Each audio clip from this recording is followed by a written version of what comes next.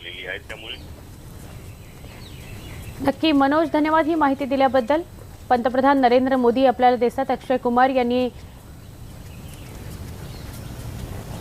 नमस्ते जी। नमस्कार, कैसे हो भैया? बस बढ़िया।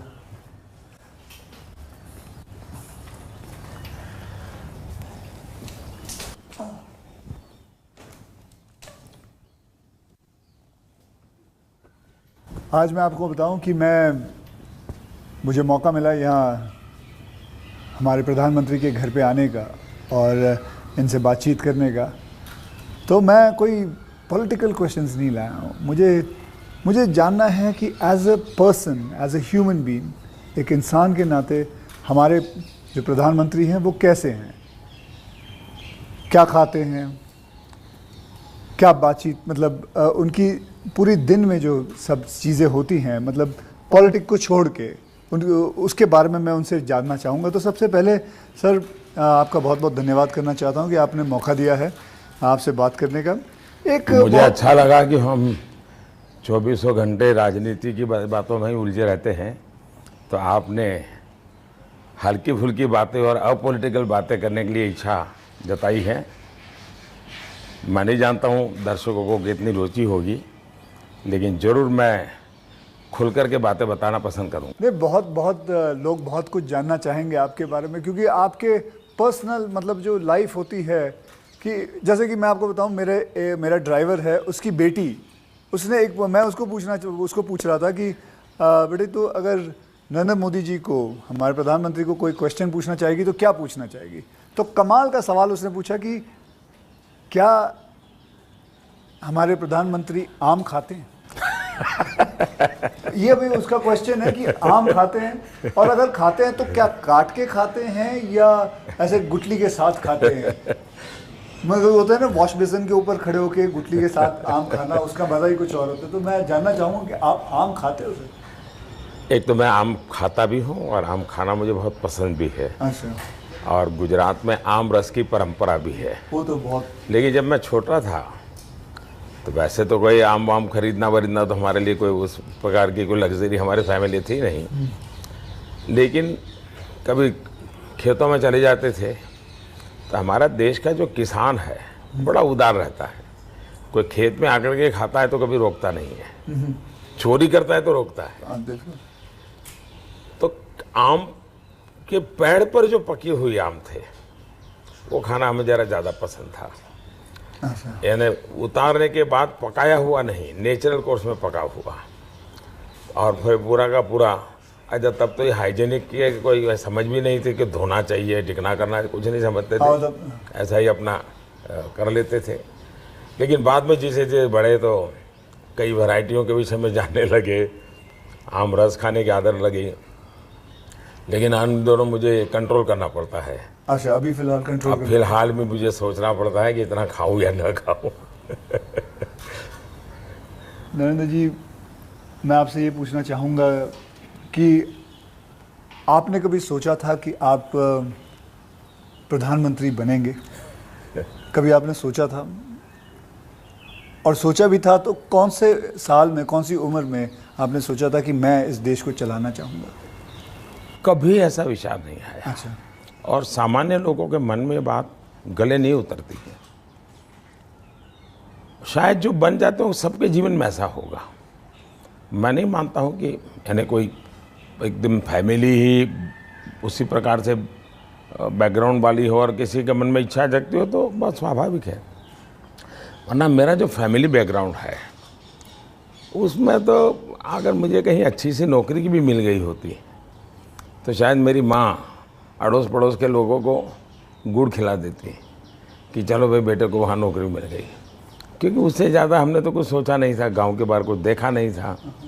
ये तो ऐसे ही यात्रा चल पड़ी और देश मुझे लेता चला गया, तो अपने आप ही बनते चले गए। सब कुछ जिम्मेवारी आती गई। बहुत ही मतलब नेचुरली रहा है इसमें। वैसे मुझे मेरी दृष्टि से, मेरे व्यक्तिगत जीवन की दृष्टि से अननेचुरल लग रहा है। ओके। क्योंकि मेरा बैकग्राउंड, मेरी दुनिया, आज की जो राजनीति का तौर तरीका, उसमें ये सब बैठता ही नहीं जी। मुझे भी आश्चर्य हो रहा है कि देश मुझे इतना प्यार कैसे करता है और इतना सारा क्यों मुझे देता रहता है। जहाँ तक मैंने पढ़ा है आप सन्यासी बनना चाहते थे या आप सोल्जर या आर्मी में जाना चाहते थे, ऐसा कुछ भी ये मैंने आपकी पढ़ा बात है। सही है, ये आपकी बात सही है। बचपन में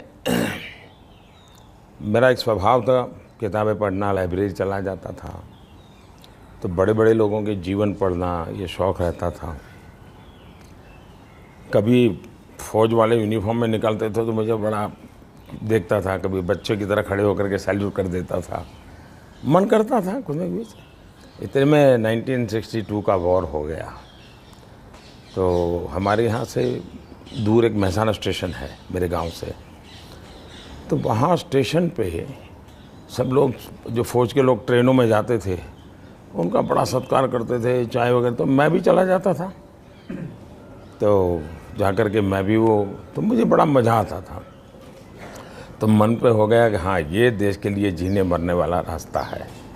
तो कभी उस दिशा में सोचता था। इतने में एक बार मैंने कहीं पढ़ा कि गुजरात में कोई सैनिक स्कूल है, उसमें आप दाखिल हो सकते हैं। तो हमने अपना, अरे उस समय शायद 1 रुपया 2 रुपये से उसका सारा जानकारियाँ मंगवाते थे। अब हमें तो अंग्रेजी आती नहीं थी, तो हमारे मोहल्ले में एक स्कूल के प्रिंसिपल मिस्टर रास विहारी मणियार करके रहते थे, तो मैं उनके पास चला गया। मुझे कभी बड़े व्यक्ति से मिलने से कभी संकोच नहीं होता था, तो ऐसे ही फिर चला गया मैं बाहर। ये बात सही है कि भीतर मन में था, तो मैं रामकृष्ण मिशन में चला गया। एक स्वामी आत्मस्थानंद जी हुआ करते थे, अभी उनका करीब 100 ईयर उम्र में अभी स्वर्गवास हुआ। तो मैं सीएम बना तो मेरे घर उनको फिर बुलाया मैंने, प्रधानमंत्री बना तो उनके यहाँ चला जाता था। अभी कलकत्ते में अस्पताल में थे तो 2-3 बार हो आया था मैं। तो वो बड़ा बहुत मुझे प्यार करते थे, समझाते थे ज़िंदगी क्या है, टिकना क्या है। रामकृष्ण मिशन आश्रम में कुछ समय रखते थे मुझे। विवेकानंद जी जिस कमरे में रहते थे उसमें मुझे घंटों तक बैठने के लिए मौका देते थे। तो ये सारे नए नए अनुभव होने लगे। फिर हिमालय की दुनिया में चल पड़ा, बहुत कुछ भटका, बहुत कुछ घुमा, दुनिया देखी, और ये सब 18-20 साल 22 साल की उम्र में ही करता रहा मैं। लेकिन कुछ कन्फ्यूज़न भी था, कुछ इरादे भी थे, कोई गाइडेंस भी नहीं मिल रहा था, लेकिन मन में सवाल खुद पैदा करता था, जवाब खुद ढूंढता रहता था। ऐसे भटकता भटकता भटकता यहाँ पहुँच गया। तो आपकी लाइफ को मैं अभी आपकी बात मैं सुन रहा हूँ, तो मुझे लगता है अगर आप प्रधानमंत्री नहीं होते तो जिस हिसाब से आप बता रहे हो तो सन्यासी ज़्यादा लगते थे, मतलब सन्यासी बन जाते थे अगर आप। वैसे मैं क्या बनता ये कहना अभी कठिन लग रहा है, क्योंकि जो सोचा नहीं वो बन गया। वो तो हमेशा होता है, मेरे साथ भी। मैं भी आपको अगर एक किस्सा सुनाऊंगा तो मेरे साथ भी ऐसा ही कुछ हुआ है। मैं क्या बनने वाला था, मैं एक मार्शल आर्ट का टीचर बनना चाहता था, कहाँ मैं फिल्मों में आ गया और फिल्मों में आते आते हीरो बन गया। मैं आपसे क्या, हमारे प्रधानमंत्री जी को मैं ये जानना चाहता हूँ, गुस्सा आता है? और मतलब क्योंकि देखिए सबको गुस्सा आता है, आई एम श्योर आपको भी गुस्सा आता है। अगर आता भी है तो उस गुस्से में आप क्या करते हो? वो गुस्सा निकालने के लिए किस पे निकालते हो और कैसे निकालते हो? मेरे लिए ये कभी कोई कहेगा कि मुझे गुस्सा नहीं आता है तो बहुत लोग को सरप्राइज होता है। आपको गुस्सा नहीं आता? मैं बताता हूँ। अच्छा। सरप्राइज होता है। इसलिए ये कहना कि राजी नाराजी गुस्सा ये मनुष्य के स्वभाव के हिस्से हैं। अच्छा। जिंदगी उसके बिना हो नहीं, हर प्रकार की चीज़ें हर के अंदर होती हैं। लेकिन जो मेरा 18-22 साल की ज़िंदगी का जो एक बड़ा तबका था, वहाँ जो मेरी ट्रेनिंग हुई उसमें ऐसी बातें थी जिन लोगों से सीखता था कि आपके जीवन में स्वभाव में ईश्वर ने सब दिया है। अब आपको तय करना है कि जो अच्छी चीज़ है उसको बल देते हुए कैसे बढ़ना। तो फिर ये चीज़ें हैं जो नेगेटिविटी लाती है वो रुकती है। मैं कह सकता हूँ कि मैं इतने लंबे समय तक मुख्यमंत्री रहा, इतने समय तक प्रधानमंत्री रहा, लेकिन चपरासी से लेकर के प्रिंसिपल सेक्रेटरी तक मुझे कभी गुस्सा व्यक्त करने का अवसर नहीं आया, कभी नहीं आया। लेकिन मैं आपको बताऊं, बाहर जो आपकी छवि है वो एक बहुत ही स्ट्रिक्ट एडमिनिस्ट्रेटर के नाम पे है। स्ट्रीक अलग चीज़ है। हाँ, मैं स्ट्रीक हूँ, डिसिप्लिन हूँ, लेकिन मैं किसी को नीचा दिखा करके, अपमानित करके काम नहीं करता। मैं उसको प्रेरित करता हूँ। कभी कोई चीज़ है तो मैं खुद हेल्पिंग हैंड के रूप में खड़ा हो जाता हूँ। मान लीजिए कोई ड्राप लेकर के आया, तो एक तो तरीका होता है, भाई क्या ले आए हो। दूसरा होता है, वाह ऐसा करें ना, ये अपन करे तो कैसा रहेगा, आपको क्या लगता है ये करे तो कैसा होगा। तो क्या होता है, मेरी 10 मिनट पहले ही इन्वेस्ट हो जाती है, लेकिन वो मुझे समझ पाता है। ओके। तो अगली बार जब वो आता है तो मुझे मेरा समय ही नहीं जाता, वो मेरी कल्पना के अनुसार चीज़ लेकर के आ जाता है। तो एक प्रकार से मैं, कोई लेके आता है तो उसमें से सीखता भी हूँ और सिखाता भी हूँ, और मैं अपनी टीम बनाता चल जाता हूँ। तो मेरे प्रेशर हैं, स्ट्रेस हैं, वो नीचे नीचे नीचे डिवाइड होते चले जाते हैं। ओके। तो मेरे पास कुछ बचता ही नहीं है।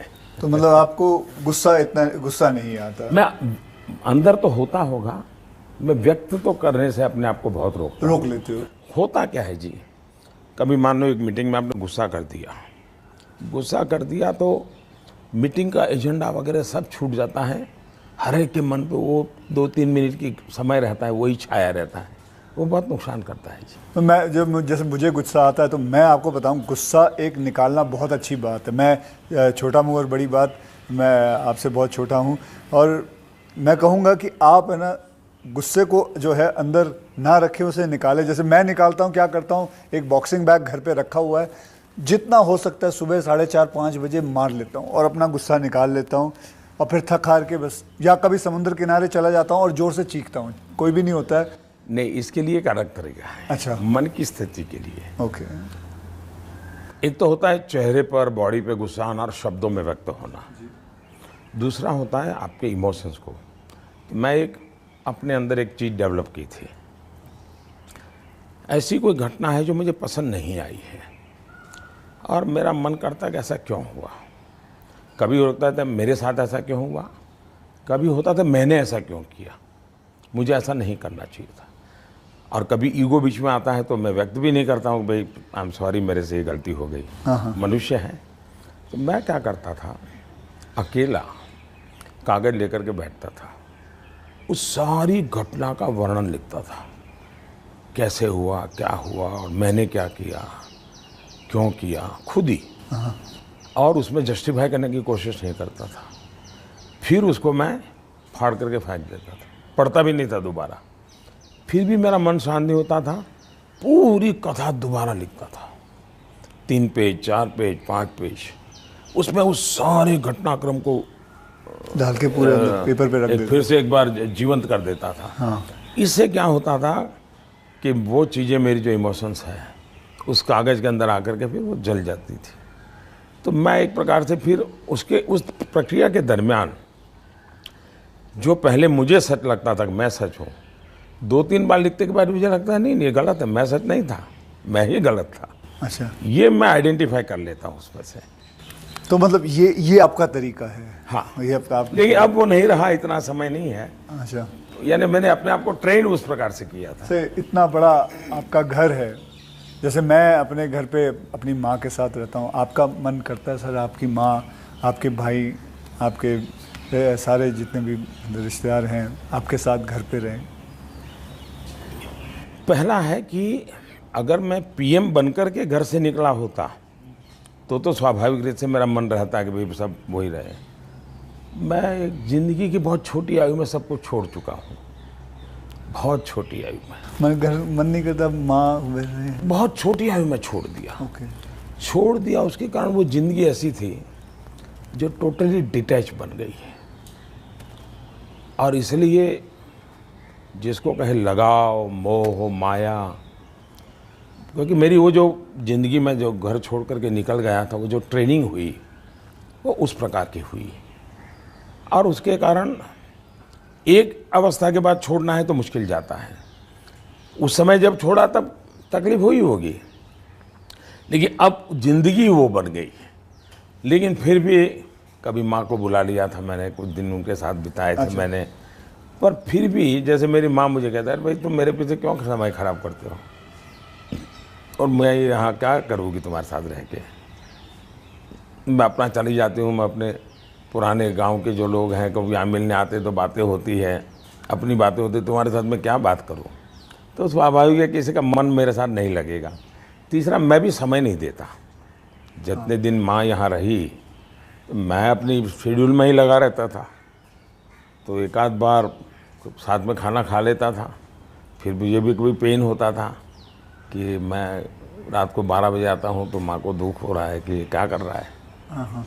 मुझे अभी भी याद है, मैं आपसे जब पहली बार जब मैं मिला था, तो मैं गुजरात में आपसे पहली बार मिला था जब आप वहाँ सीएम थे। तो उस वक्त एक या दो मतलब मैंने आपको एक दो चुटकुले सुनाए थे और आपने भी मुझे एक चुटकुला सुनाया था। तो मैं ये जानना चाहता हूँ कि आपका ह्यूमर अब प्रधानमंत्री बनने के बाद इंटैक्ट है? आप ह्यूमर, मेरे परिवार में मेरी एक तो विशेषता मैंने जैसे आपको बताया, आपकी छवि बहुत स्ट्रिक्ट है। आपका मतलब मैंने आपके जो साथ में जो काम करते हैं कई लोगों से ऐसे बातचीत करते वक्त वो बातें, यार बड़ा काम करवाते हैं। तो वो जो एक बहुत स्ट्रिक्ट एडमिनिस्ट्रेटर, एक स्ट्रिक्ट हेडमास्टर, ऐसा लगता है मतलब हाथ में छड़ी होगी उनके। तो अभी भी आपका ह्यूमर एक बात तो ये जो छवि बनाई गई वो सही नहीं है। अच्छा, वो अलग बात है, सही नहीं है। और कोई ये कहता है कि मैं काम करवाता हूँ, शायद वो सही रूप में एनालिसिस नहीं कर रहा है जी। वो ये कहे कि हाँ काम बहुत करना पड़ता है, उसमें सच्चाई है। ओके। लेकिन मैं किसी को दबाव नहीं करता हूँ। लेकिन वो जब खुद मुझको देखते हैं, पहले जैसे ऑफिस से आमतौर पे प्रधानमंत्री 6-7 बजे निकल जाते थे, दोपहर में भी 1-2 घंटे वो ऑफिस में नहीं रहते थे।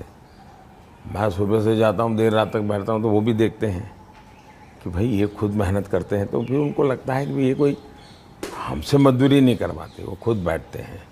तो कोई काम है तो मैं रात को 11 बजे फ़ोन करूँगा, अरे भाई उसका क्या हुआ, तो उनको लगता है कि ये अभी भी काम कर रहा है।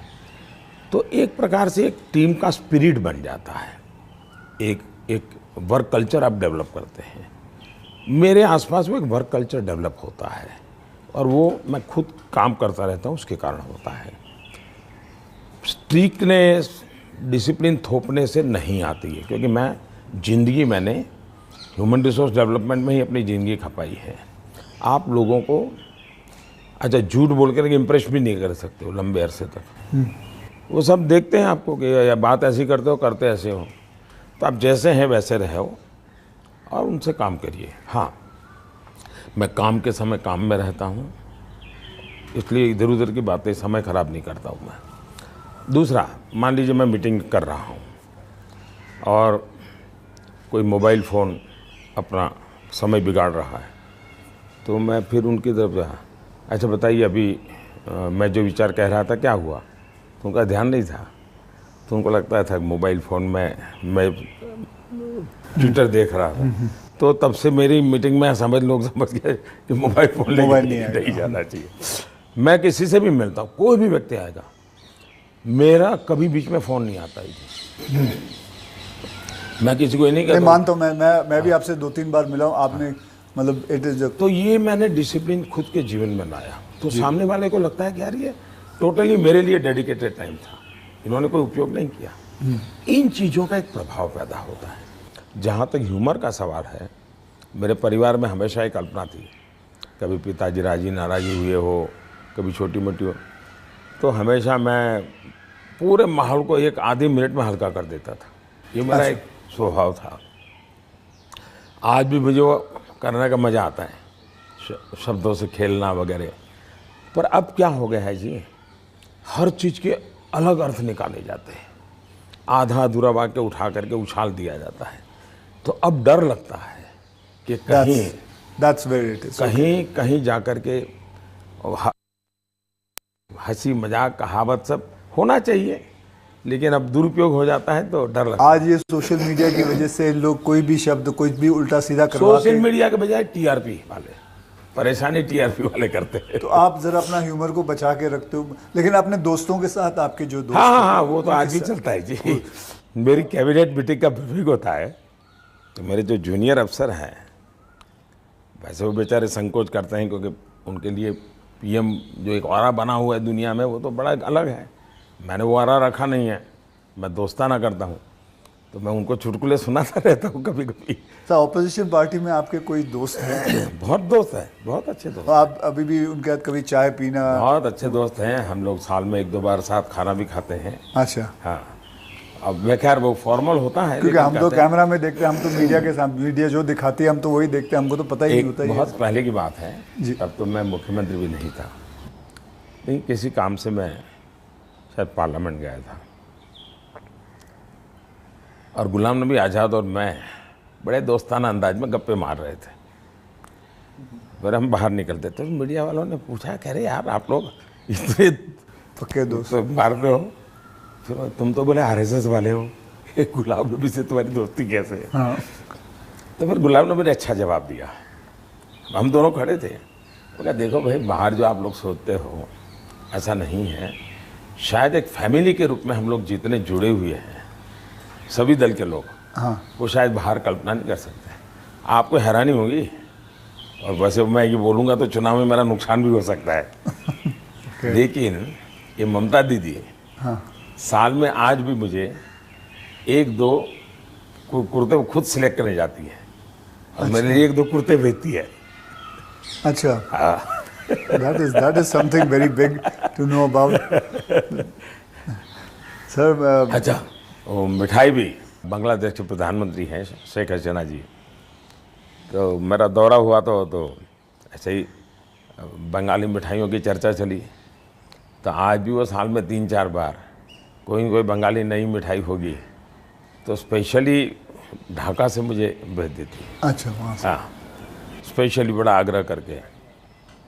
तो ममता दीदी को पता चला तो वो भी साल में 1-2 बार मेरे लिए कुछ न कुछ बंगाली मिठाई जरूर भेज देती है। मोदी जी, मैं आपसे एक बात जानना चाहूँगा। मैंने ये सुना है, जब मैं पिछली बारी आई थिंक पिछले साल मैंने ये सुना था कि जब आप गुजरात के सीएम से आप निकल के आप प्राइम मिनिस्टर जब बने थे, तो आपकी जो जमा पूंजी थी आपके बैंक में करीबन 21 लाख रुपए थे, और वो 21 लाख आपने अपने स्टाफ की बच्चियों के नाम पे एफडी या उनको बांट दिए थे। तो आज मैं जानना चाहूँगा, आप नहीं भी जवाब दे सकते हैं, आज आपका बैंक बैलेंस कितना है? एक तो ये आधी अधूरी बात है। अच्छा। आधी अधूरी इसलिए है कि जब मैं गुजरात से सीएम के रूप में निकला, वैसे मेरा कोई बैंक अकाउंट नहीं था। सीएम बनने के बाद एमएलए बना तो मेरा तनख्वाह आना शुरू हो गया। आपकी बैंक अकाउंट नहीं? उसके पहले नहीं था कुछ। अच्छा, हाँ। हाँ, एक बचपन में निकाला था, तो वो भी एक बड़ी लंबी कथा है।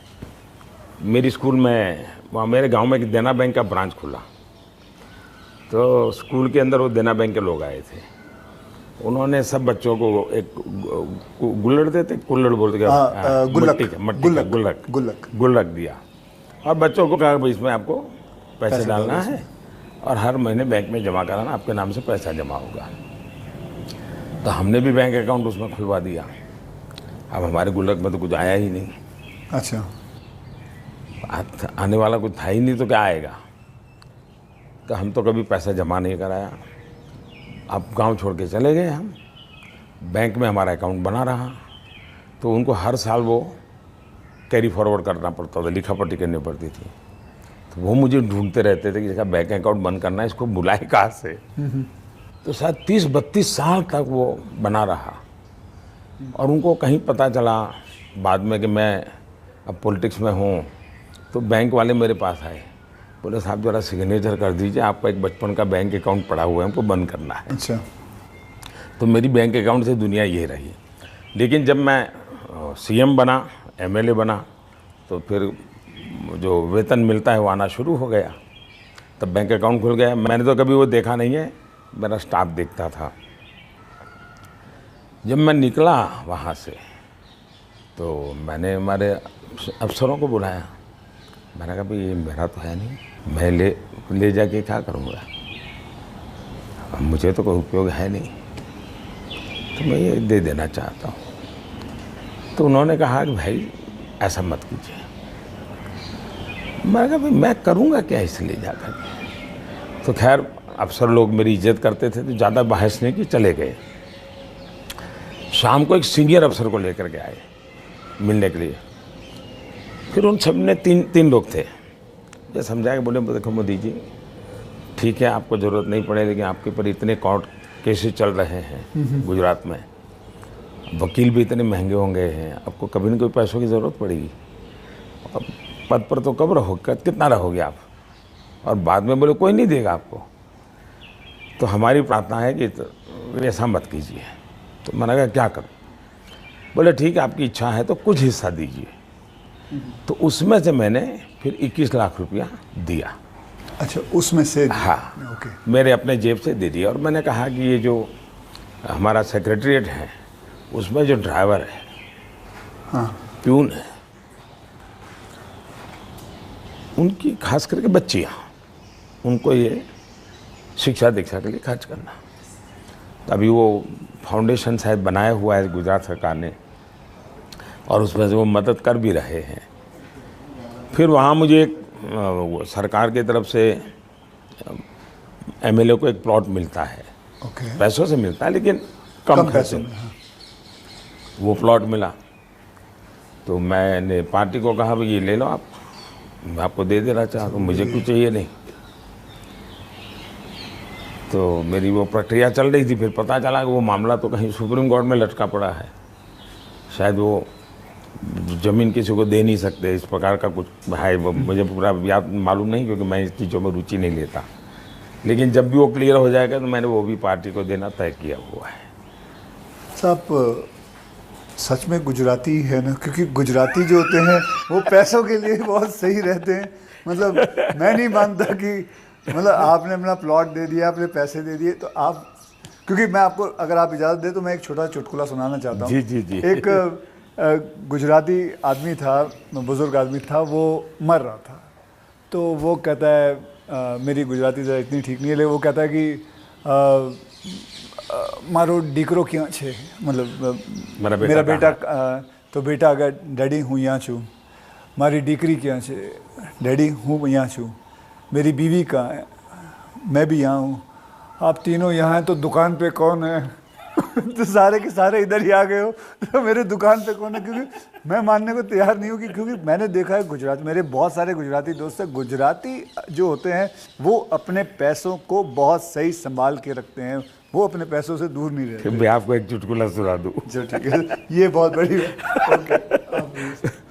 हमारे यहाँ चुटकुला चलता है कि एक बार प्लेटफॉर्म पर ट्रेन आई, रेलवे ट्रेन में। हाँ, तो ऊपर ही बर्थ पे कोई पैसेंजर सोया हुआ था।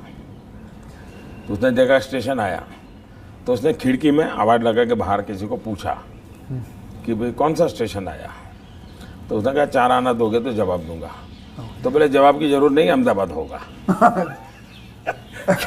समझ गया मैं, बिल्कुल। तो ये बिल्कुल बात सही एक है। और एक बताता हूँ, ये किसी की आलोचना करने के लिए नहीं है, लेकिन कोई भी अर्थ निकाल सकता है, और ये सत्य घटना में से बना हुआ चुटकुला है।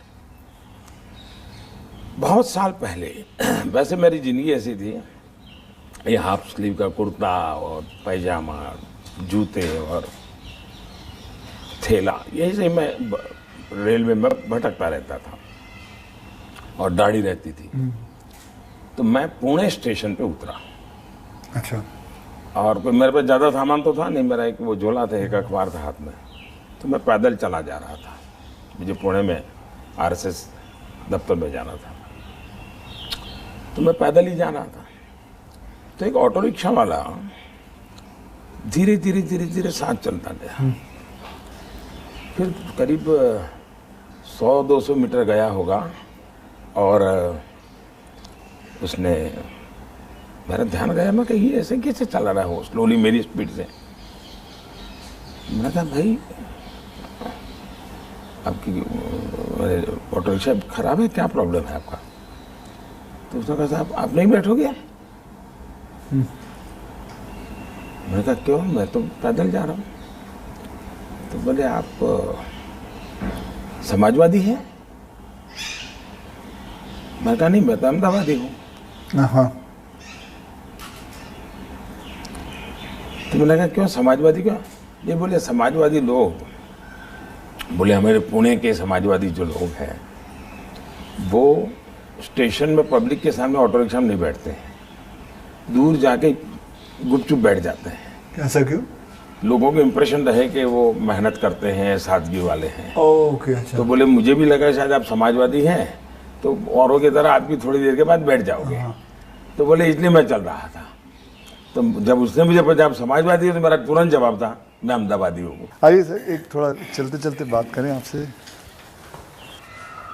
सर, आपसे मैं पूछना चाहता हूँ कि अगर आपको कभी एक अलादीन का चिराग मिल जाए और जिन कहे कि आपके 3 विशेस हैं, तो वो आपके 3 विशेस क्या होंगे? देखिए, अलाउद्दीन चिराग मुझे मिल जाए और सचमुच में उसके पास ताकत होगी जी, तो मैं उसे कहूँगा कि तुम जितने भी ये समाजशास्त्री हैं या जो एजुकेशनलिस्ट हो, उनके दिमाग में भर दो कि भावी पीढ़ी को ये अलाउद्दीन चिराग वाली कथा सुनाना बंद करें कि ऐसा कोई अलाउद्दीन होता है और वो इच्छाएं पूरी करता है। मैंने कहा उसको मेहनत करना सिखाओ। मैं कभी एक्सपेक्ट नहीं कर रहा था आप ये जवाब दोगे। मुझे लगा आप कोई 3 विशेस आप सोचोगे कि क्या है 3 विशेस, लेकिन ये एक बहुत ही सही तरीका है। आलसपना जो होता है वो यही चीज़ों से आता है। यार, आई विश मुझे ये मिल जाए, बैठे बैठे मिल जाए। तो ये जो आपने जो किया हुआ है, ये जो कहा हुआ है, बिल्कुल सही कहा हुआ है। ये मूलतः बाहर से आई हुआ चिंतन है जी, मैंने रिसर्च नहीं किया है। हाँ। ये हमारे यहाँ मूल चिंतन ऐसे नहीं है। मूल चिंतन तो हमारे यहाँ परिश्रम का है जी। हमारे यहाँ ये नहीं है कि भाई ऐसे ही कुछ आकर को कोई दे देगा, ऐसा नहीं है जी। एक ना एक दिन तो सभी को रिटायर होना होता है, आपको भी रिटायर होना पड़ेगा। तो आपने कभी पोस्ट रिटायरमेंट प्लान सोचा है कि आपने जब ये सब कुछ ख़त्म हो जाएगा, मतलब आप पॉलिटिक्स से संन्यास ले लेंगे, तो आपके आगे जाके आपने क्या करना है? एक बड़ा इंटरेस्टिंग चीज़ बताता हूँ आपको। जी। हम लोगों की एक मीटिंग थी इनर सर्कल की। अटल जी थे, आडवाणी जी थे, राजमाता सिंधिया जी थी जी, सिकंदर बख्श साहब थे, प्रमोद महाजन भी थे और उसमें सबसे छोटी आयु का मैं रहता था। तो बातें चली, उसमें से ऐसे ही अभी मीटिंग शुरू होना बाकी था, ऐसे गप्पे चल पड़े कि भाई रिटायरमेंट के बाद क्या करेंगे। तो सबने कुछ न कुछ अपना बताया। प्रमोद महाजन इसको बड़ा लोगों को खुरुद खुरुद करके निकालते थे। अच्छा, प्रमोद जी की व्यक्तित्व की विशेषता थी, उनका जीवन बड़ा विविधताओं से भरा था। अनेक प्रकार की एक्टिविटी से वो अपने आप को जोड़े रखते थे। मुझे पूछा, मैंने कहा भाई मेरे लिए तो बड़ा कठिन है क्योंकि मुझे कुछ नहीं आता है। मैंने कभी इस सारी चीज़ों में सोचा ही नहीं। मैंने तो जब जो जिम्मेवारी मिले उसी को ज़िंदगी माना है। जिम्मेवारी ही मेरी ज़िंदगी है। अच्छा। और इसलिए मुझे कल्पना ही नहीं होती है कि मेरे इसमें समय बिताने के लिए कुछ करना पड़ेगा, मुझे अपने आप को एंगेज रखने के लिए कुछ करना पड़ेगा। और इसलिए मैं कभी नहीं मेरे मन में विचार आया और न ही मैं सोचता हूँ। और मुझे पक्का लगता है शरीर का कण कण और जीवन का पल पल किसी न किसी मिशन में ही खपाऊंगा। ये आपने सोचा हुआ है? ये शायद सोचना नहीं है जी, मेरे पास उसके सिवाय कुछ मुझे पर कौशल्य ही नहीं है। मैं जिस हिसाब से आप बताते हो कि मुझे लगता है आप ज़िंदगी में, मतलब जब सीएम से यहाँ जब पीएम बने थे, तो मैं ये जानना चाहूँगा कि सबसे वैल्यूबल चीज़ आप क्या लेके आए थे यहाँ इस घर के अंदर सबसे वैल्यूबल चीज़ आपकी क्या रही थी? अगर मैं, वैसे ये पूरी बातचीत आपने पहले ही मुझे कहा कि मैं तो कोई राजनीति की चर्चा करना नहीं चाहता, नहीं। लेकिन कुछ मात्रा में मैं कह सकता हूँ कि प्रधानमंत्री बनते समय शायद और प्रधानमंत्रियों को ये बेनिफिट नहीं मिला है जो मुझे मिला है। देश में इतने प्रधानमंत्री हो गए जी, इतने प्रधानमंत्रियों को ये बेनिफिट नहीं मिला है जो मुझे मिला है। वो ये है कि मैं लंबे अरसे तक मुख्यमंत्री रह के आया हूँ और मैं गुजरात का लॉन्गेस्ट सर्विंग चीफ मिनिस्टर था। चीफ मिनिस्टर होने के नाते आपको बारीकियों से जुड़ना पड़ता है, बारीकियों से काम करना पड़ता है। आपको इश्यू आपके सामने सीधे आते हैं, सॉल्यूशन आपको सीधा करना पड़ता है। ये तजुर्बा शायद मेरे पहले के किसी प्रधानमंत्री को नहीं मिला। इतना सद्भाग्य नहीं मिला। देवगौड़ा साहब मुख्यमंत्री रहे थे, लेकिन बहुत अल्पकाल के लिए। मैं बहुत लंबा रहा हूँ। मैं समझता हूँ कि इसने मुझे देश की सेवा करने के लिए बहुत बड़ी संबल दिया, बहुत बड़ी ताकत दी है। ये मैं अपना एक मान सकता हूँ कि वहाँ से मैं लेकर के आया, ये जो देश के काम आ रहा है। आप जैसे मैं जानता हूँ, जैसे मैं आपके एक स्टाफ मेंबर से भी बात कर रहा था, आप 3 या 4 साढ़े 3 घंटे ही सोते हैं। मतलब 7 घंटे तो सोना एक अमूमन एक शरीर को चाहिए। आप 3.5 घंटे ही सोते हो। ये बात आपकी सही है। मेरे जो जितने मेरे साथी हैं, मेरे जानने वाले लोग हैं, या हमारे जो अब सरकार में आया हूँ तो डॉक्टर भी रहते हैं, उन सबका मेरे से एक ही आग्रह रहता है कि मेरी नींद में बढ़ाऊं। राष्ट्रपति ओबामा जब मुझे मिले तो वो भी सबसे पहले मेरे से इसी के में उलझ गए। बोले मोदी जी क्यों ऐसा करते हैं? बोले हम दोनों अच्छे दोस्त हैं जी, तू तारीख करके बुलाते हैं एक दूसरे को, तो तू ऐसा क्यों करता है जी? तुझे आज पता नहीं है, ये तेरा नशा है काम का, तुम करते रहोगे, लेकिन तुम अपना नुकसान कर रहे हो। और वो जब भी मिलते हैं कि तुम मेरी बात मानते हो कि नहीं मानते हो, कि नींद बढ़ाई कि नहीं बढ़ाई। अब पता नहीं मेरा एक बॉडी साइकिल ऐसा हो गया है। मतलब आपको नींद आती ही नहीं है 3.5-4 घंटे के बाद? नहीं, नींद जो है मेरी इतने कम समय में पूरी हो जाती है। स्ट्रेस की वजह से तो आप उठ नहीं जाते हो कि अब मुझे काम नहीं, मैं इतना नॉर्मली देखा है आपने कि कोई भी व्यक्ति उठता है तो हाथ पैर इधर उधर करता है, आंखें ऐसे ऐसे करता है। मेरा कुछ नहीं, आंख खुलती है, फ्रिक्शन ऑफ सेकंड मेरा पैर जमीन पे होता है, मैं उठ जाता हूँ उससे। उठता मैंने बिस्तर पे उठता वैसा नहीं, बिस्तर से भी बाहर होता हूँ। अब ये हो सकता है वो मेरी जो 18-22 साल के कालखंड में जिस जिंदगी को मैं जी रहा था जी, उसमें से शायद ये डेवलप हुआ है। अब वो मेरे शरीर का वो हिस्सा बन गया है। तो अच्छा। लेकिन मैं, जैसा आपने कहा रिटायर्ड होने के बाद क्या करोगे, तो पहला काम मैं नींद कैसे बढ़ाऊं, हाँ। इस पर सोचूंगा। कहाँ बैठोगे आप? आ जाओ। आज आपके सारे कागज पड़े हैं। अच्छा, कोई बात नहीं, आ जाओ। तो आपको कभी, मैं ये जानना चाहूँगा, वैसे कई लोग जानना चाहेंगे कि नरेंद्र मोदी जी को जब जुकाम लगता है तो वो क्या लेते हैं? आप हैरान होंगे, मैं बहुत ही, फिर वही कहूँगा, मैं ऐसी कठिन जिंदगी जी करके आया हूँ। तो डॉक्टर क्या होता है, ये महंगी दवाइयाँ क्या होती हैं, सोफिस्टिकेटेड क्या होता है, वो सब आप आयुर्वेदिक पे बहुत विश्वास करते हैं। मैं बताता हूँ। आयुर्वेद के बजाय कैसी जिंदगी है। अब आप जब पहाड़ चढ़ते हैं तो पैर तो दर्द करते ही हैं, कितनी आदि हो, लेकिन ऊंचाइयों पर जाते हो तो अब जो अकेला इंसान है वो क्या करेगा? मालिश वाले को तो कुछ नहीं कर ऐसे सकता, वैसे किसी तो को होते नहीं है, क्या फिजियोथेरेपी नहीं करा सकता, मसाज नहीं करवा सकता। अब मैं क्या करता था जी, मेरे कंधे पे हमेशा एक ये जो असम का गमछा होता है ना, हाँ, ये गमछा मेरे पास रहता था ऐसा।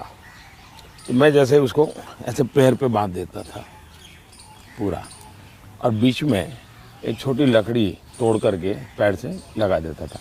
फिर इसको मैं कर्व करता था। अच्छा, तो प्रेशर आता था, ऐसा पूरे बॉडी को मैं अपना मसाज खुद ऐसा तरीका रखता था मैं। तो ऐसी चीज़ें मैं इवॉल्व करता था अपने लिए। मैं बहुत साल पहले कैलाश यात्रा पे गया था पैदल। टोटल यात्रा करीब 1000 किलोमीटर का था, पैदल गया। कुछ और भी लोग थे, बड़े धनी लोग भी वहाँ कभी कभी यात्रा में आते थे। अब बहुत बड़े बड़े महंगे वो चमड़ी बचाने के लिए सब लेकर के आए हुए थे। मेरे पास तो कुछ था, मेरे पास कैस्टर ऑयल था, और वो भी रॉ, सीधा वो घानी से निकाला हुआ, हाँ। तो उसकी स्मेल भी बहुत ख़राब होती है। तो मैं उसी को लगाता था। अब ये लोग 5वें 6ठे दिन मुंह नहीं धो सकते थे क्योंकि उनकी चमड़ी जल करके चीर करके लटक गई थी, तो वो बड़े परेशान रहते थे।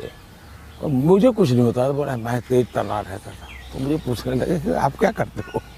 मैंने कहा कुछ नहीं भाई, कैस्टर ऑयल लगाता हूँ भाई। तो रात को हम जब पहाड़ चढ़ करके रात्रि मुकाम होता था, ये मेरे पास आ जाते थे, हर को एक एक बूंद कैस्टर ऑयल में से ले जाता था। जुकाम होता है तो मैं गर्म पानी पूरा समय पीता हूँ। गर्म पानी? गर्म पानी, उसमें कुछ शहद या कुछ नहीं, कुछ सिंपल गर्म पानी। दूसरा, हो सके तो फास्टिंग करता हूँ। अच्छा। फास्टिंग यानी एकदम से सिवाय पानी कुछ नहीं, एक दो दिन 24 घंटे 48 घंटे, ज़्यादा नहीं करना पड़ता। तीसरा, ये सरसों का तेल होता है, उसको थोड़ा गर्म करके रात को 2-3 बूंद डाल देता हूँ। जलन बहुत होती है, लेकिन ये मेरा 1-2 दिन में क्लियर कर देता है। तो ऐसे ही जीने की आदत है। मैं कुछ चीज़ें करता हूँ, वो मैं पूछना चाहूँगा आपसे। मैंने चीज़ फॉलो की है जिसको कहते हैं कि 7-12-5 × 40, यानी 7 बजे मैं ब्रेकफास्ट कर लेता हूँ, 12 बजे मैं अपना लंच खा लेता हूँ और 5 बजे डिनर खा लेता हूँ। और × 40 यानी कि जब भी एक गस्सा खाता हूँ उसे 40 बार चबाना है। तो ये मैंने अपने शास्त्रों में पढ़ा है, कई लोगों से बात की है, तो आप इससे सहमत हैं? बिल्कुल सहमत हूँ, और ये बिल्कुल सही रास्ता आपने चुना हुआ है। हमारे देश में मूल आदत यही है। हाँ। ये वेस्टर्न जो वर्ल्ड आया, उसने फिर धीरे धीरे इसमें ये बदलाव किया कि लोग, वरना हमारा किसान आज भी गांव में सूर्यास्त के पहले, नहीं लेना सर? मैं नहीं लेता जी। नहीं।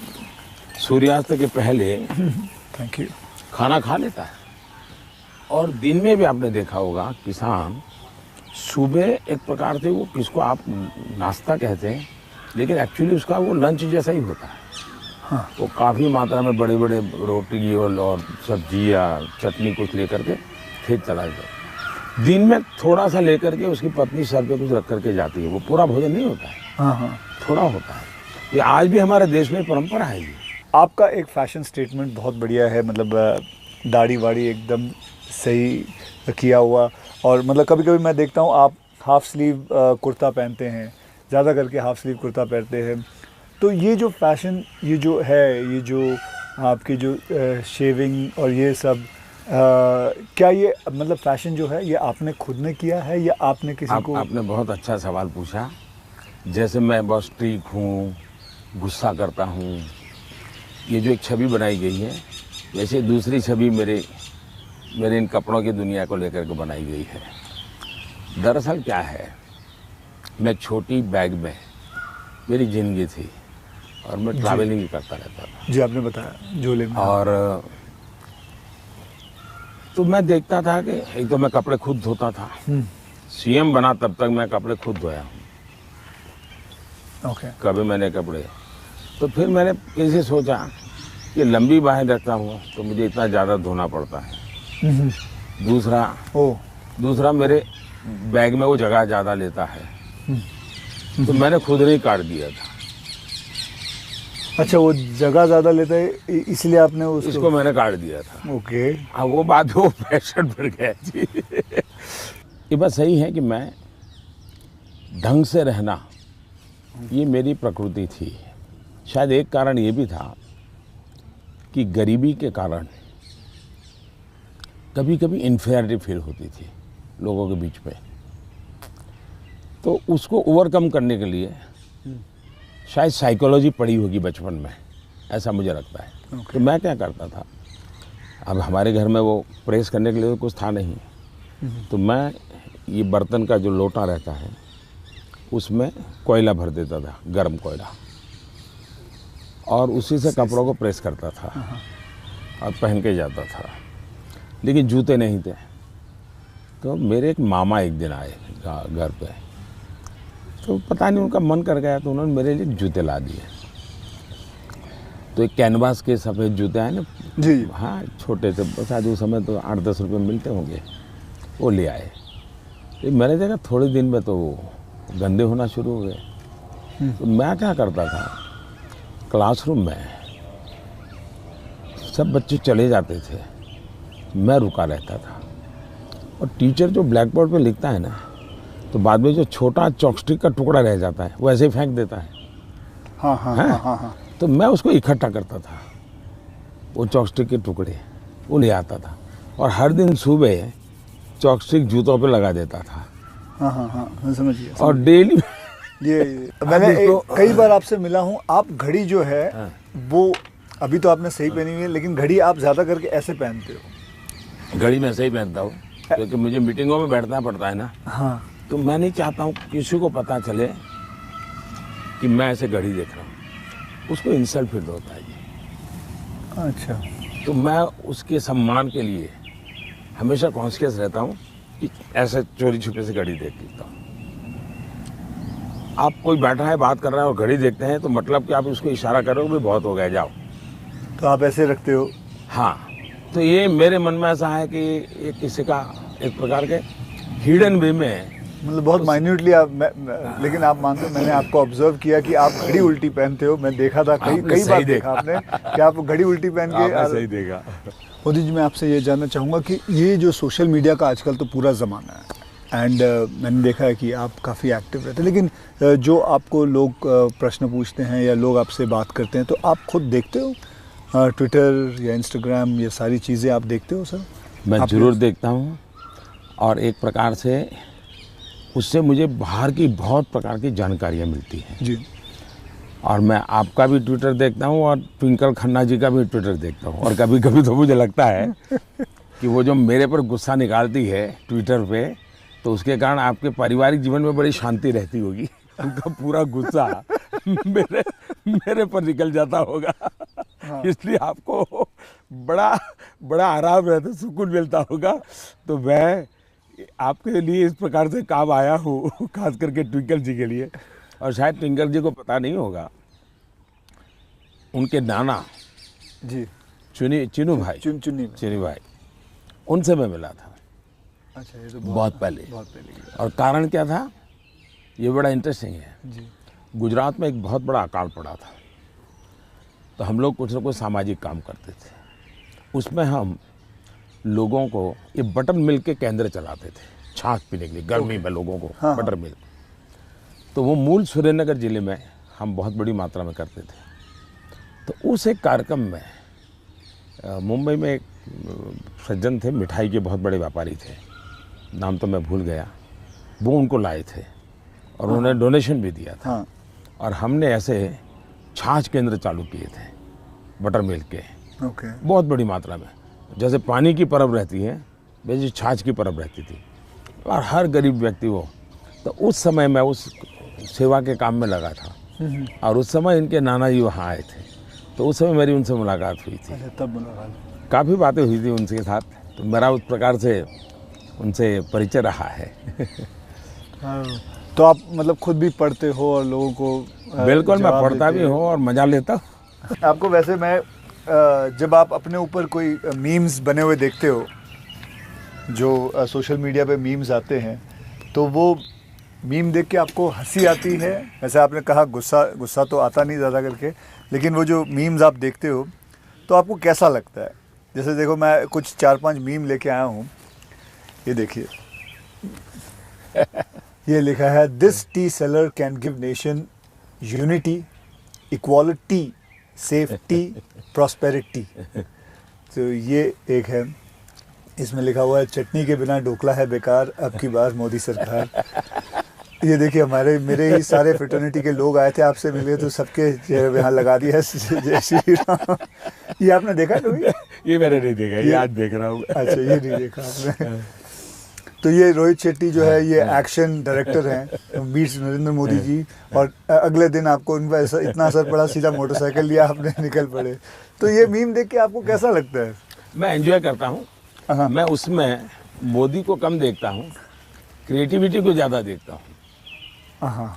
तो मुझे उस क्रिएटिविटी के प्रति, यानी मेरा घोर भी विरोध होगा, मुझे बड़ा मजा आता। क्या बड़े सटीक तरीके से कहा है उसने। मतलब बहुत अच्छी क्रिएटिविटी उनकी है, मतलब क्या सोचते हैं ये लोग। और और यूं झटके में सोच लेते हैं। हाँ, फ्रिक्शन ऑफ सेकंड जी। मैं आपको बताऊं, आप और मैं भी बात कर रहे हैं जब हमारा सोशल मीडिया का ये सबसे बड़ा बेनिफिट मुझे ये है कि मुझे कॉमन मैन की जो सेंस है, हाँ उसकी जो क्रिएटिविटी है, उसका एनालिसिस है, ये समझने में बड़ा, वरना क्या होता है, ये बनी बनाई लोगों की जो परोसी हुई चीज़ होती थी, जी 5 स्टार फूड जैसा होता था वो, ये एक प्रकार से फुटपाथ पर का जो चने चबेने और पकौड़ा होता है, हाँ हाँ वैसा सोशल मीडिया का मटेरियल होता है। फिनिश नहीं होता, लेकिन उसमें से आपको सच्चाई हाथ लग जाती है। मैं तो ये वेट कर रहा हूँ जब ये आएगा तो इसके ऊपर भी बड़े मीम्स बनेंगे।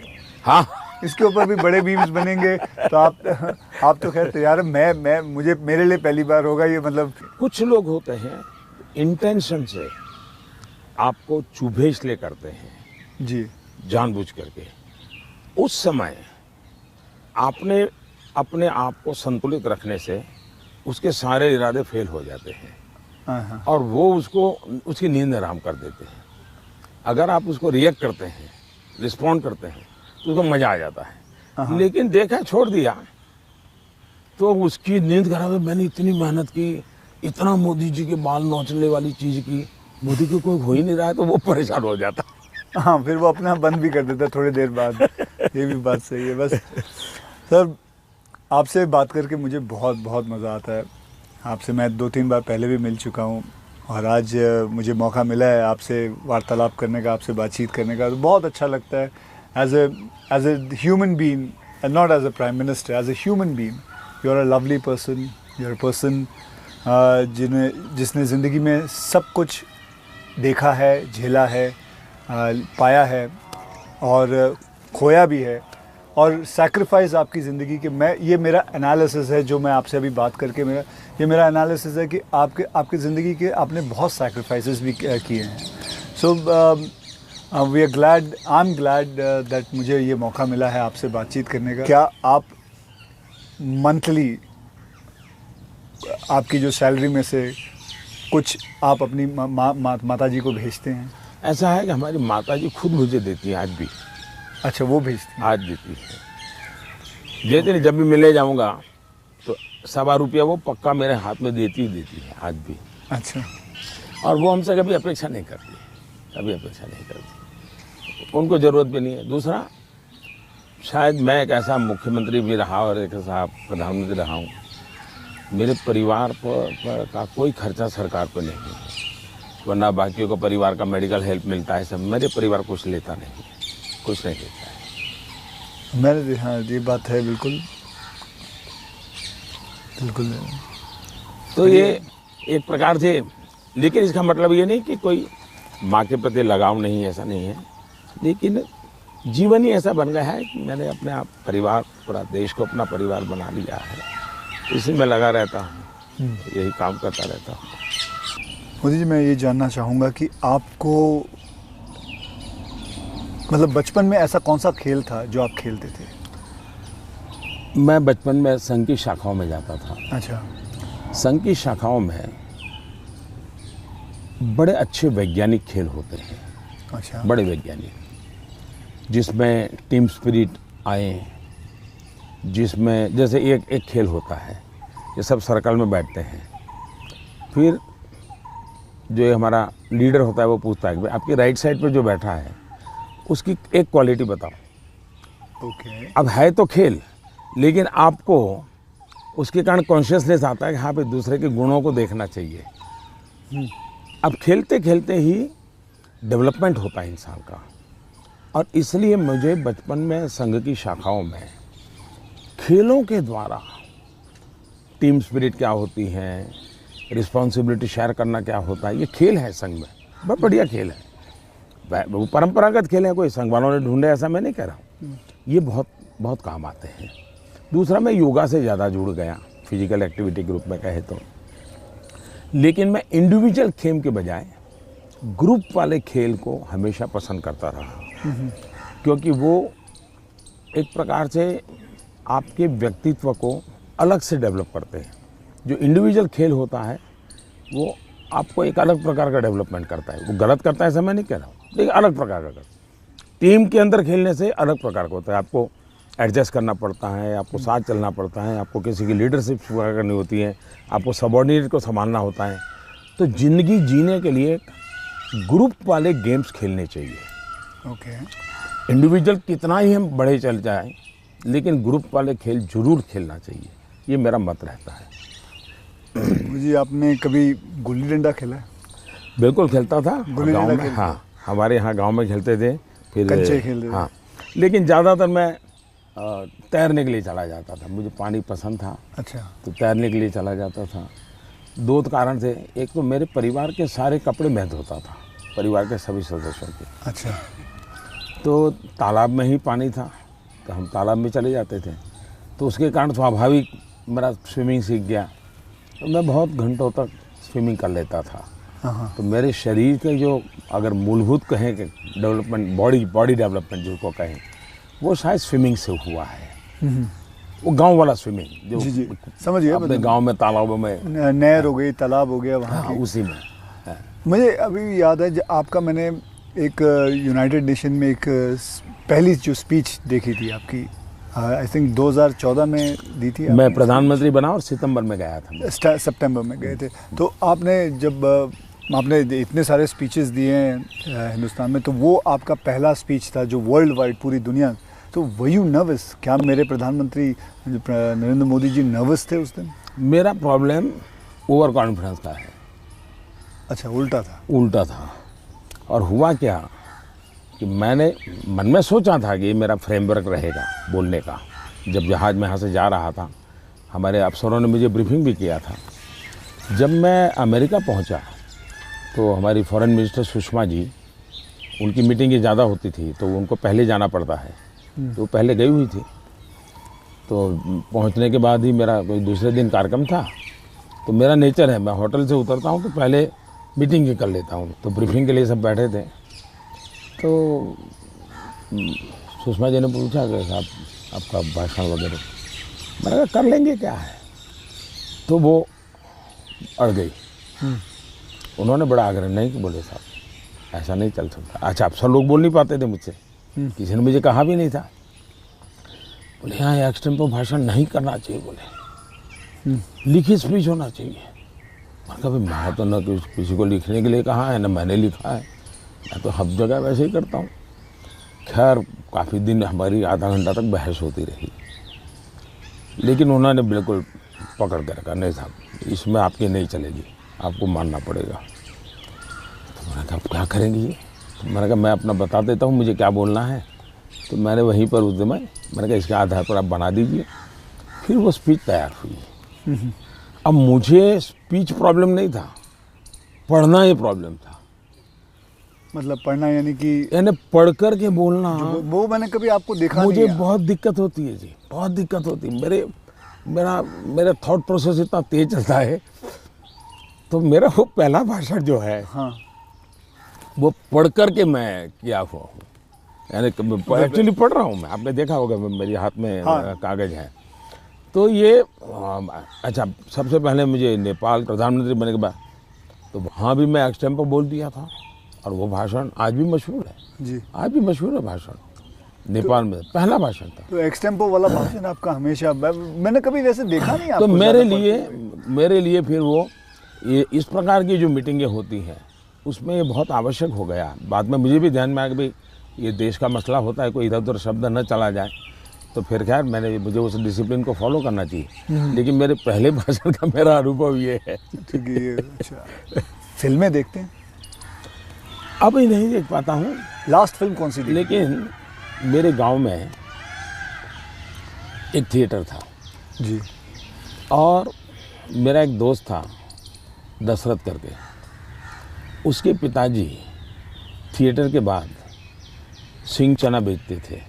अच्छा, और हम गांव वाले उनको लक्ष्मण भाई थिएटर वाला बोलते थे। वो बेचते थे तो चना से, तो उनसे हमारा परिचय था।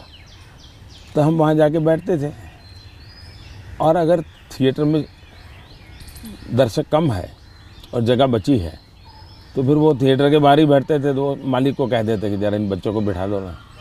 तो फिर वो मुफ्त में हमको थिएटर में जाने का मौका मिल जाता था। वो लक्ष्मण भाई जो सिंह चना बेचते थे उनके कारण। तो मैं और हमारा वो दोस्त है दशरथ, तो हम दोनों जाके बैठ के मूवी देखते थे। तो बचपन में मूवी देखने का यही एक हमारा तरीका था। बाद में तो ज़िंदगी ऐसी बन गई तो कोई मौका नहीं मिलता, लेकिन शायद एक अमिताभ बच्चन जी आए थे जब मैं सीएम था।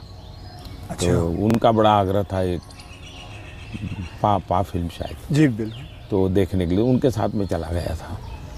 एक बार अनुपम जी खैर आए थे, उन्होंने टेररिज्म को तभी आप लेकर के एक CM ही फिल्म थे। बनाई थी। सीएम था मैं, टेररिज्म को लेकर के एक फिल्म बनाई थी, वेडनेसडे शायद। हाँ वेडनेसडे। हाँ, तो वो मैं उनके साथ देखने चला गया था।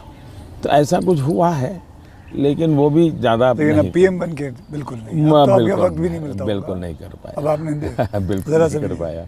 कि मैंने एक फिल्म बनाई थी, आपको मैंने हल्का सा कुछ बताया भी था पहले कि टॉयलेट एक प्रेम कथा पे फिल्म बनाई थी। और मैं खुद देख नहीं पाया, लेकिन मैंने लोगों को बहुत कहा हाँ वो कि देखो भाई सामाजिक जीवन पर कैसे फिल्में चल सकती है और बन सकती हैं। हाँ वो कमर्शियल हिसाब से मैंने पूरे बनाए थे, बल्कि गाने वाने वगैरह ये माँ पिता सब कुछ उसमें रखा हुआ था। और नहीं, असली कथा पे मैसेजिंग, था। सोशल मैसेजिंग था, वो अच्छा था। हाँ। हाँ तो लेकिन खैर वो तो मैंने रियल लाइफ में किया था, लेकिन आपने रियल लाइफ में करीबन 9 करोड़ से भी ज़्यादा टॉयलेट्स बनाए हैं। तो ये तो मतलब ऐसा कैसा हो गया जैसे कि आपने जैसे ही आप प्राइम मिनिस्टर बने तो सबसे पहले आपने स्वच्छता के ऊपर बात की, टॉयलेट्स के ऊपर बात की। तो आपको वो डर नहीं लगा कि आप पहली बार मतलब आप प्राइम मिनिस्टर बन रहे हैं और सबसे पहला मतलब द फर्स्ट फ्यू मुद्दा इसी पे रखा हुआ है, स्वच्छता पे रखा हुआ है? स्वच्छता आपके लिए बहुत मायने रखती है। मैं मेरे जीवन में मैंने गांधी जी वगैरह जो पढ़ा है, और कुल मिला के मैं देखता हूँ कि हमारे देश में बीमारी, गरीबी, इन सब की चीज़ों के साथ हेल्थ बड़ा सबसे बड़ा विषय है। लेकिन प्रिवेंटिव हेल्थ के लिए 2 चीज़ें मैं देखता हूँ, एक स्वच्छता और एक फिटनेस।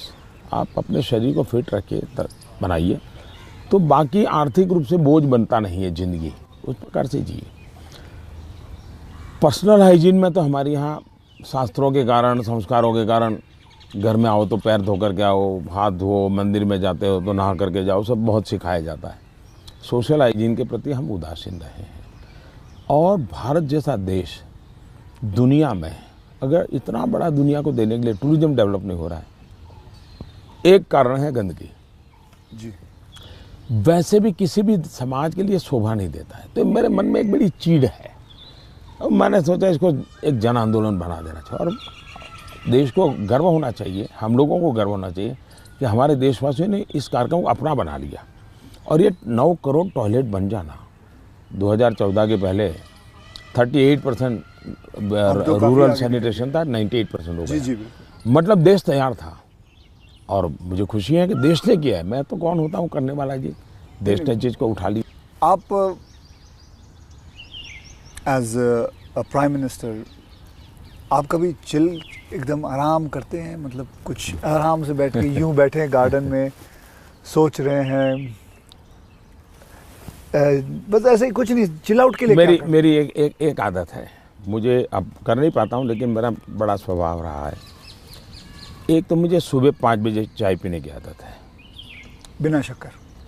चीनी में लेता मैंने नहीं। देखा हाँ, चीनी लेता नहीं हूँ। अच्छा, नहीं लेते? मुझे कोई प्रॉब्लम नहीं है, लेकिन आदत नहीं लेता हूँ। दूसरा, मुझे शाम को 6 बजे, दिन में किसी के साथ कटसी के लिए बैठ गया, थोड़ा ले लिया 2 घूंट, तो अलग बात है, चाय की आदत नहीं है। लेकिन शाम को 6 बजे मुझे चाय की आदत है, ऐसा लगता है मेरी बॉडी रिक्वायर कर रही है। लेकिन वो मुझे तब मज़ा आता है, मैं छत के नीचे नहीं हूँ, सीधा आसमान से मेरा संपर्क होना चाहिए, खुले में बैठा हूँ, अकेला बैठा हूँ, और वहाँ आराम से चाय पीता हूँ। ये मुझे बहुत पसंद आता है। और वो जगह कौन सी है?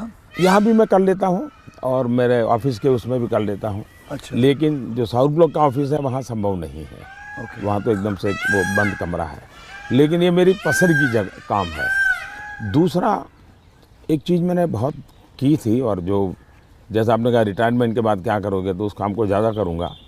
पहले मैं रेगुलर करता था, मैं कभी दिवाली नहीं मनाता था जी।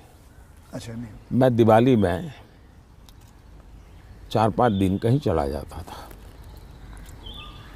और 5 दिन के लिए मेरी जो रिक्वायरमेंट रहती थी, पानी वगैरह वो साथ ले लेता था, और वो भी मैं उठा के ले जाएगा उतना ही। और मैं पहले रिसर्च करके रखता था कहीं जंगलों में कोई जहाँ इंसान न हो, लेकिन पीने के लिए शुद्ध पानी अवेलेबल हो, ऐसी जगह ढूंढता था और वहाँ जाके मैं रहता था। कभी पेड़ के नीचे, क्या कोई खंडहर कोई मिल गया तो उसमें पड़ा रहता था। अच्छा, उस समय में तो टीवी वगैरह तो थे ही नहीं, रेडियो भी मैं साथ नहीं रखता था, ना अखबार, ना कुछ नहीं, कागज़ पेन भी नहीं, किताब भी नहीं, कुछ नहीं। और 5 दिन मैं ऐसे ही अकेला रहता था, प्रकृति को देखना। एक प्रकार से मेरा वो कार्यक्रम का नाम था, मैं मुझसे मिलने जाता हूँ। मैं मुझसे मिलने जाता हूँ, ऐसा ही मेरा, वो मेरी ज़िंदगी में बहुत बड़ी ताकत देने वाली चीज़ है। तो कई वर्षों तक अब नहीं कर पाता हूँ। अब तो क्या SPG वगैरह ऐसा कवर हो गया है, ज़िंदगी अलग हो जाती है, लेकिन बहुत सालों तक मैंने नहीं किया है। और मैं उससे बहुत ताकत पाता था, और जो विचार आए आने देता था। किसी विचार को टिकना है तो टिकना, कुछ लिखता भी नहीं था, ऐसे ही रहता था। तो यही मेरा एक तरीका रहता था। आपका और मेरे में कॉमन यही है कि आप चाय बेचते थे और मैं जी वेटर था। दोनों के, आप और मेरे में ये भी है कि हम दोनों के कोई गॉडफादर नहीं थे। हम अपनी ज़िंदगी अपने टर्म्स और कंडीशंस पे बनाई है बस। तो ये रहा है बस। जब मैं चाय बेचता था बहुत कुछ सीखने को मिला मुझे, बहुत लोगों से मिलने का मौका मिलता था, हर एक के स्वभाव को समझता था। बिना कारण जो चाय पीने वाला है गुस्सा करता था, डांट देता था, तो इन चीज़ों को सीखने में बहुत काम आया। लेकिन एक चीज़ मैंने बहुत मज़ेदार है मेरी ज़िंदगी की, मैं जब लोगों से हिंदी में बात करता हूँ तो बहुत सरप्राइज करते। मुझे हमारे सिकंदर बख्श साहब थे, बीजेपी के लीडर जी, वो मुझे हमेशा कह रहे हैं, यार मोदी तू इतनी बढ़िया हिंदी कैसे बोल लेता है, तू तो बोले गुज्जू है। ये तेरा मुरारजी, वो दोस्त था ना, है तो बहुत बढ़िया आयु के थे, बोले तेरा मुरारजी इतने साल तक यहाँ रहा लेकिन उसको हिंदी बोलना नहीं आता है, ऐसा मुझे।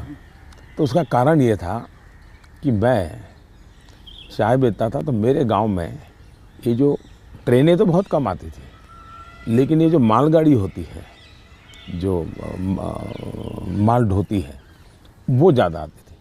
और मुंबई में जो भैंसों का तबेले रहते हैं, उसके जो दूध बेचने वाले लोग हैं, वो क्या करते हैं, दूध जब भैंस देती है तब तक मुंबई में रखते हैं, बाद में वो गांव में आके छोड़ देते हैं। वो भैंसों को लाना ले जाना एक बड़ा कारोबार चलता था।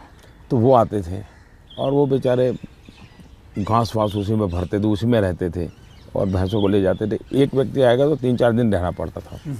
हम उनको चाय चाहिए, हम चाय देते थे। उनसे बातें करते करते मैं हिंदी सीख गया। अच्छा, फिर वो क्या करते थे, अपना म्यूजिक की कुछ चीज़ें ले आते थे, तो शाम को वो चौपाइयाँ वोपाइयाँ अपना भजन कीर्तन करते रहते, तो मैं कभी जाके बैठ जाता था। तो मुझे उसके कारण नॉर्थ के कल्चर से परिचय आया। तो एक प्रकार से चाय ने मुझे ये लैंग्वेज सिखा दी। तो आप, ये जो सॉन्ग की बात आई, आप कभी कोई हिंदी गाना गुनगुनाते हो अकेले में?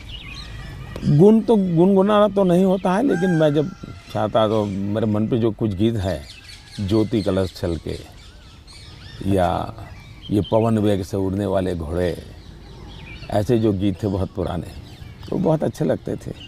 आज के कोई गाने नहीं गुनगुनाते? आज तो पता ही नहीं मुझे। मुझे आपसे बात करके चलिए, देश के ये लोगों के लिए काम आएगा कुछ बातें नहीं ये बहुत सारी चीज़ें काम में आएंगी, इसमें बहुत सारी चीज़ें। लेकिन मुझे अच्छा ये लगा कि ये चुनावी आपाधापी तू मैं के बीच ये भी एक कुछ पल होता है। तो जो आप पूछते हैं ना कैसे रिलैक्स होते हो, ये भी तरीका है रिलैक्स होने का। बहुत रिलीफ रहेगा।